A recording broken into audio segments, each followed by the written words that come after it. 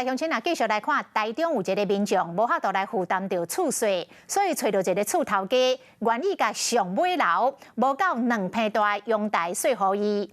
伊说这个空间就是为着要来搭这个布棚，逐工就困伫个布棚内底。 包水包电，一个月只要1000块。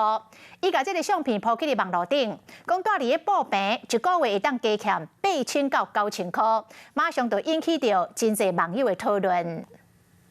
一个布棚放伫个无够2坪楼尾顶的路架，边仔有一支电风，也有一张塑胶椅仔。要毋过入去到布棚内底，啥物都拢无，敢若一块软珠仔，也有枕头甲棉被。安尼空间，互人掠准只是短短2-3工露营，要毋过其实毋是，竟然有民众长期间住伫内底。那时候也是非常时期啊，又是刚好疫情最严重的时候，他就想说就便宜租这样子，有1000块含水电，我只有晚上才会回去。房东是说，那你雅房他们没有在用的时候，你可以去使用它的卫浴。无够2坪空间，又搁伫楼尾顶的路架，包水包电，一个月1000块。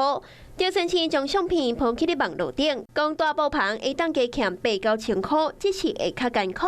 真侪网友伫下骹甲留话，有人感觉真佩服，嘛有人讲1000块看起来真会好。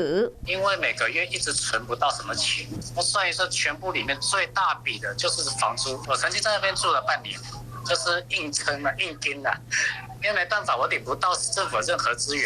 赵先生讲，伊住伫布棚半年多，会选择住布棚是因为当时伊伫饭店做蓝3工，一个月敢若赚3-4000块，无法度纳原本5-6000块厝税，所以才想讲租一个小空间住布棚。阳台不是正常的空间，那种住起来身体会不好，而且住起来不舒服。我认为是没有什么品质啊。厝价扣起，物价嘛对得起。伫外口租厝是一条真大条的开销，为着度日，民众租路架困布棚，想要省钱，要毋过嘛毋是每一个人拢会当接受。Hello， 我是庄宇杰，想要抢先掌握最及时的新闻资讯吗？赶快订阅、按赞、开启小铃铛，锁定华视新闻 YouTube 频道。